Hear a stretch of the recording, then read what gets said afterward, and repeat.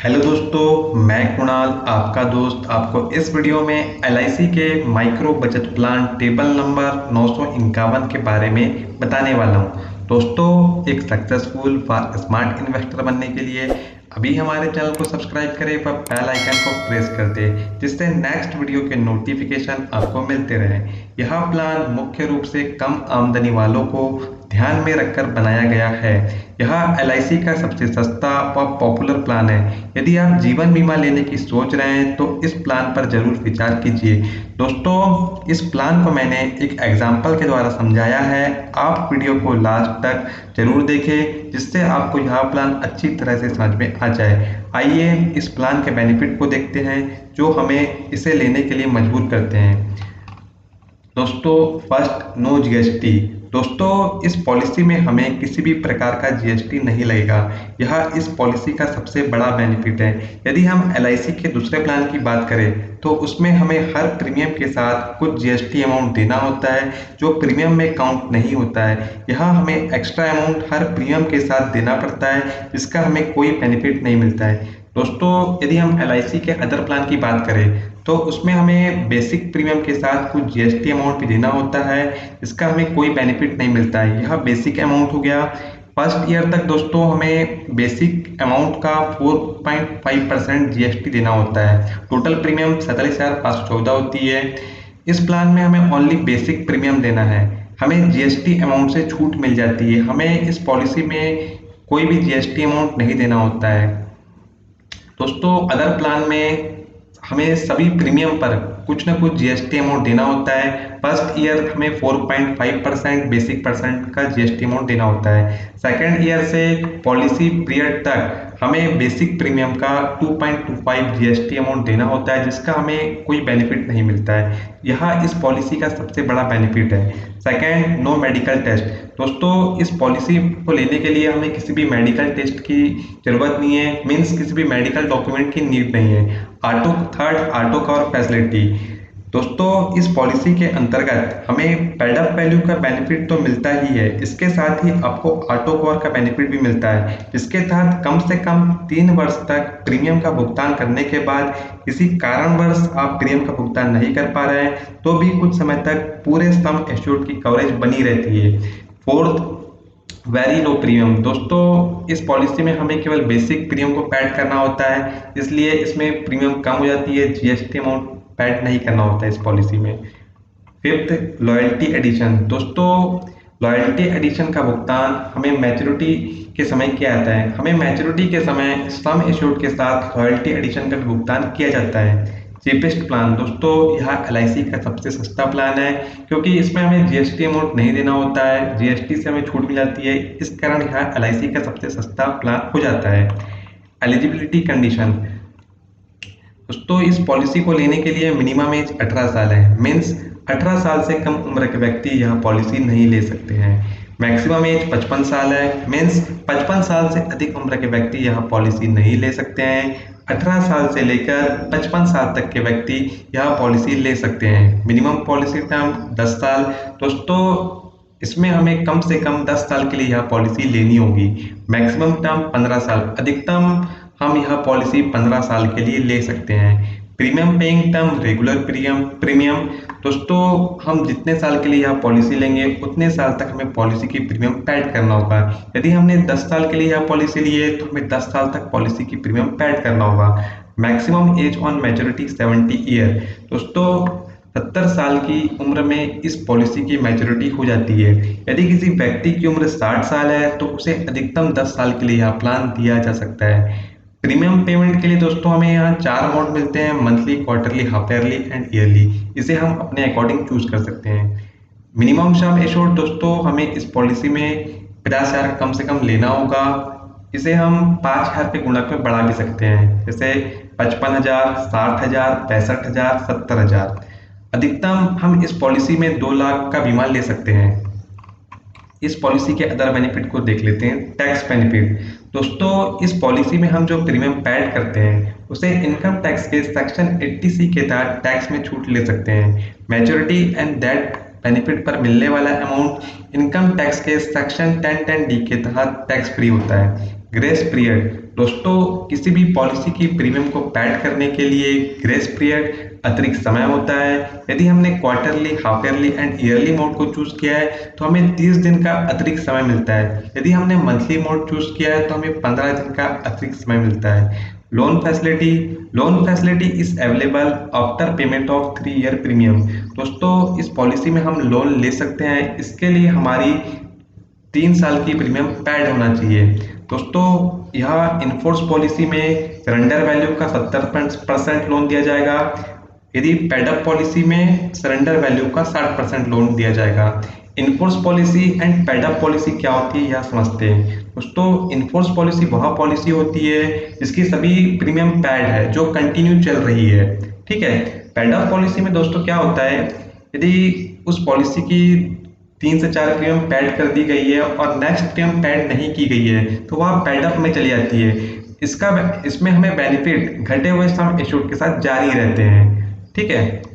Surrender value policy can be surrender after payment of 1 year premium. दोस्तों policy को 1 साल के बाद सरेंडर किया जा सकता है, इसके लिए हमारी फर्स्ट ईयर की प्रीमियम पैड होना चाहिए। Revival of policy. दोस्तों बंद हुई पॉलिसी को हम दोबारा चालू कर सकते हैं। यदि हम किसी पॉलिसी की प्रीमियम पैड नहीं कर पा रहे हैं या प्रीमियम पैड करना भूल जाते हैं तो पॉलिसी को रिवाइव करने का भी ऑप्शन है। आपने अपने लास्ट प्रीमियम पैड की डेट से 5 साल के अंदर पॉलिसी की सभी पेंडिंग प्रीमियम को इंटरेस्ट के साथ देकर पॉलिसी को चालू कर सकते हैं। राइडर।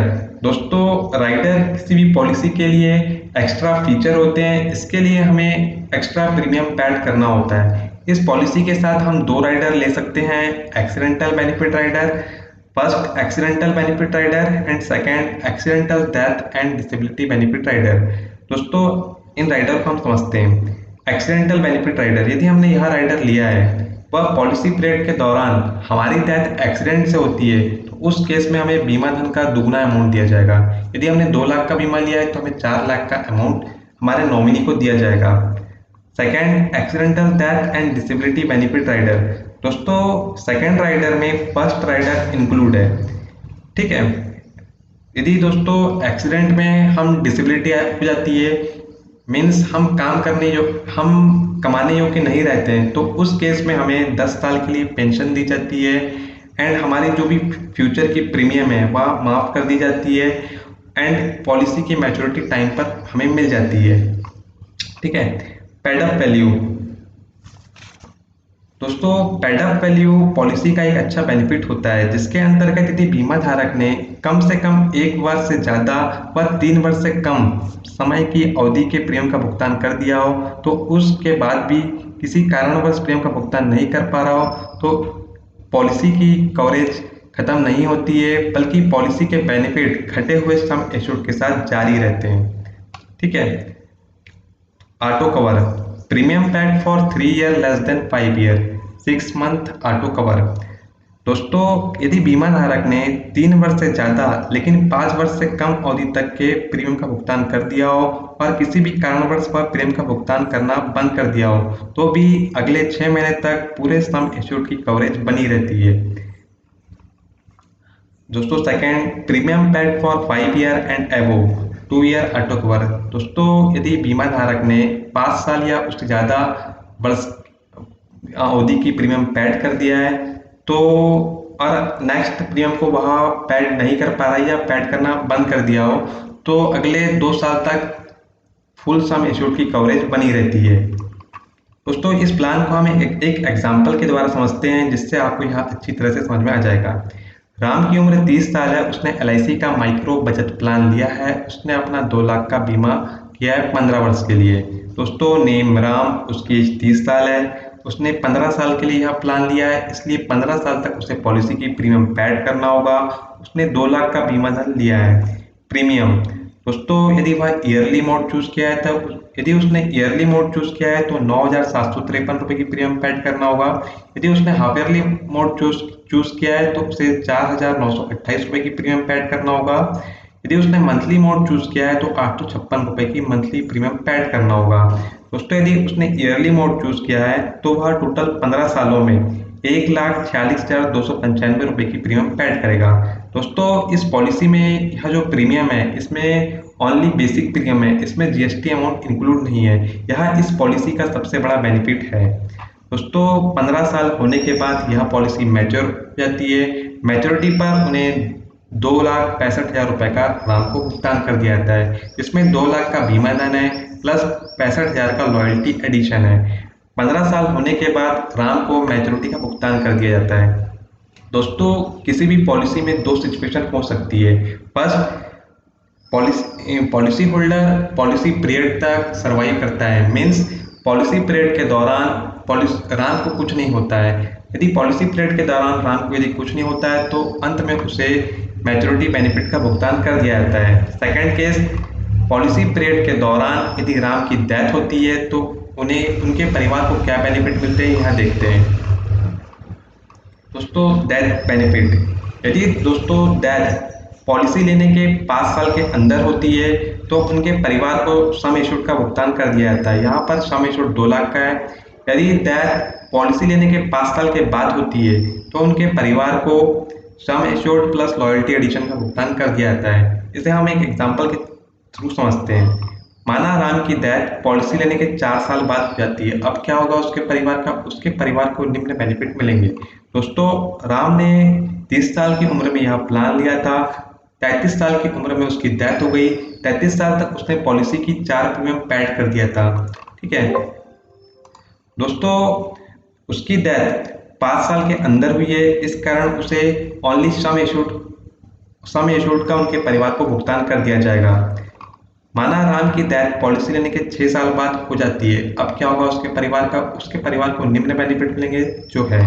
दोस्तों राम ने 30 साल की उम्र में यहाँ प्लान लिया था, 35 ईयर तक उसने पॉलिसी की 6 प्रीमियम पेड कर दिया है। यहाँ पर डेथ 5 साल के बाद हुई है, इसलिए उनके परिवार को sum assured plus loyalty addition दोनों का भुगतान किया जाएगा।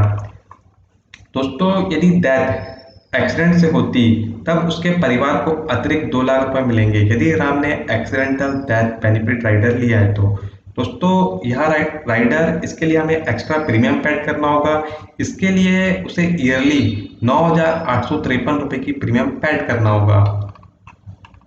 दोस्तों इस पॉलिसी के लिए मेरी क्या राय है यह देखते हैं। दोस्तों यदि हम जीवन बीमा लेना चाहते हैं तो यह पॉलिसी हमारे लिए बेस्ट ऑप्शन है। यह एलआईसी का सबसे सस्ता प्लान है। इस पॉलिसी में हमें प्रीमियम के साथ जीएसटी नहीं देना होता है। एलआईसी के अदर प्लान में हमें हर प्रीमियम के साथ जीएसटी अमाउंट भी देना पड़ता है। जीएसटी अमाउंट प्रीमियम के अलावा एक्स्ट्रा अमाउंट होता है, इसका हमें कोई बेनिफिट नहीं मिलता है। इस पॉलिसी में हमें जीएसटी से छूट मिल जाती है व ऑटो कवर की फैसिलिटी भी मिलती है जो अदर पॉलिसी में नहीं मिलती है। दोस्तों यदि हम एलआईसी के अदर प्लान की बात करें तो उसमें हमें प्रीमियम के साथ जीएसटी अमाउंट भी देना होता है। Basic premium plus first year हमें बेसिक प्रीमियम का 4.5% जीएसटी अमाउंट देना होता है एंड सेकंड ईयर से पॉलिसी पीरियड तक हमें प्रीमियम का 2.25% जीएसटी अमाउंट देना होता है, जिसका हमें कोई बेनिफिट नहीं मिलता है। उम्मीद करता हूं दोस्तों आपको यह प्लान अच्छी तरह से समझ में आया होगा। यदि आपको वीडियो अच्छा लगा हो तो प्लीज़ वीडियो को लाइक कर दीजिए। यदि आपको कुछ समझ में नहीं आया हो तो आप कमेंट के द्वारा मुझसे पूछ सकते हैं। इसी तरह के बेस्ट इन्वेस्टमेंट एडवाइस प्राप्त करने के लिए चैनल को जरूर सब्सक्राइब करें व बेल आइकन को प्रेस कर दें, जिससे नेक्स्ट वीडियो के नोटिफिकेशन आपको मिलते रहे। Thanks for watching.